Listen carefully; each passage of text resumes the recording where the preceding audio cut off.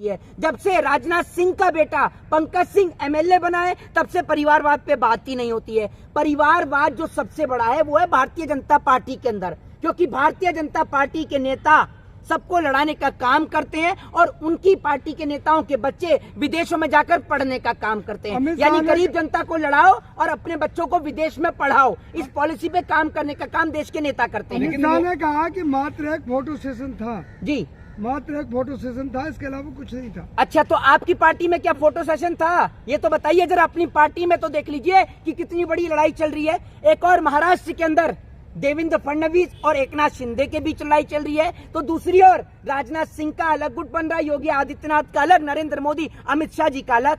तो आप अपनी पार्टी में तो देखिए, जिनके घर शीशों के हुआ करते हैं वो दूसरों के घर में पत्थर नहीं मारे करते। और आज मैं आपसे ये कहूंगा कि अगर देश को बचाना है तो विपक्ष को एक साथ आना ही होगा, क्योंकि विपक्ष के जो नेता हैं जब तक वो एक साथ एक प्लेटफॉर्म पे नहीं आएंगे तब तक इस देश के लुटेरों को भगाना बेहद मुश्किल हो जाएगा। क्योंकि जिन लुटेरों ने इस देश के नौजवानों के हाथों में कलम की जगह उनके हाथों में, ये लोग कहते हैं हथियारों की बात करते हैं, ये तमाम चीजों की बात करते हैं, तो हमें देश के नौजवान के हाथ में कलम थमानी है, यानी उनको शिक्षा का पाठ पढ़ाना है, न कि लड़ाई झगड़े का पाठ पढ़ाना है। केंद्रीय मंत्री है स्मृति ईरानी जी, उन्होंने ये कहा कि मात्र एक मजाक है जो बिहार में एक तमाम गठबंधन हुआ है। स्मृति ईरानी जी जरा इस सवाल का जवाब दें कि ये मजाक नहीं, ये मजाक आपको पता नहीं है कि ये मजाक आपकी पार्टी को हटाने के लिए एक अहम भूमिका अदा करेगा। आप इसको मजाक समझती हैं तो बिल्कुल मजाक के तौर पर ही लीजिए, क्योंकि आपकी पार्टी के नेता और देश के प्रधानमंत्री खुद अपने आप में एक मजाक साबित हो गए हैं और आप भी मजाक ही साबित हो गई हैं। लोग आपकी बात को आज गंभीरता से नहीं लेते हैं, क्योंकि लोग समझते हैं कि आपका उद्देश्य सिर्फ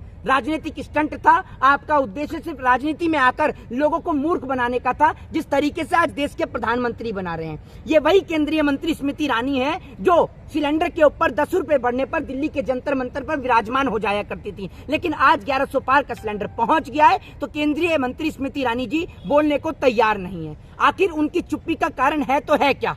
कहा जा रहा है कि इस गठबंधन का कोई फर्क नहीं पड़ेगा। देखिए, फर्क पड़ेगा या नहीं पड़ेगा ये इसका नतीजा आपको साल 2024 के चुनाव में साफ नजर आएंगे। और फर्क क्यों नहीं पड़ेगा? या तो आपने ईवीएम में घोटाला कर रखा है इसलिए फर्क नहीं पड़ेगा, वरना फर्क तो बहुत बड़ा पड़ने वाला है। ये बात मैं आपको बता दूं, इतना बड़ा फर्क पड़ने वाला है कि ये भी हो सकता है कि भारतीय जनता पार्टी के आधे दर्जन से ज्यादा नेता अपनी जमानत भी जब्त करा ले। इतना बड़ा फर्क पड़ सकता है। एक और सवाल किया गया है कि दूल्हे बहुत पहुंचे बिहार जी, पर सेहरा किसके सर पे सजेगा ये पता नहीं है। भैया जो दूल्हा बना हुआ था वो तो खुद अपने परिवार को छोड़ के आया है, और जिसने परिवार को छोड़ दिया, तो हमारे यहाँ तो एक कहावत है कि जिनका घर और परिवार नहीं होता उनको तो कमरा किराए पर नहीं दिया जाता, और यहाँ तो देश दे दिया गया है। एक कहानी दिल्ली के मुख्यमंत्री अरविंद केजरीवाल ने चौथी पास राजा की से करते हैं 56 इंची सीना है। तो नापा है? आप टेलर वही थे क्या जिसने 56 इंच का सीना नापा?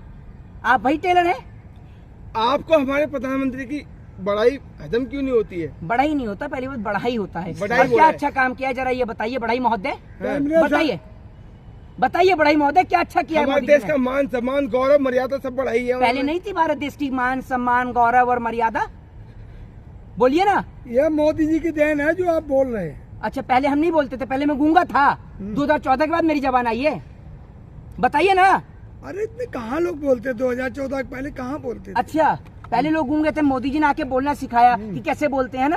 आत्मनिर्भर हो गए लोग। अच्छा, आत्मनिर्भर हो गए। आत्मनिर्भर तो हो ही गए। पहले लोग कंपनियों में काम किया करते थे, मोदी जी आए सड़क पे सबको लाके खड़ा कर दिया, सब कुछ कंपनियां बेच दी, हो गए आत्मनिर्भर। आपने शायद मोदी जी के मंत्रिमंडल का बयान नहीं सुना कि 2014 के बाद ना जो है हमारा भारत सशक्त हुआ है। पहले देश अच्छा, आपकी जबान खुद इतनी लड़खड़ा रही है, सशक्त के नाम से सा कर रहे हैं। पहले आप अपनी जबान को स्टेबल करिए, उसके बाद देश को सशक्त बनाने की बात करिएगा। सा करके तो 3 बार तो सशक्त बोले हैं। अरे 2014 से पहले घुटनों पर था भारत।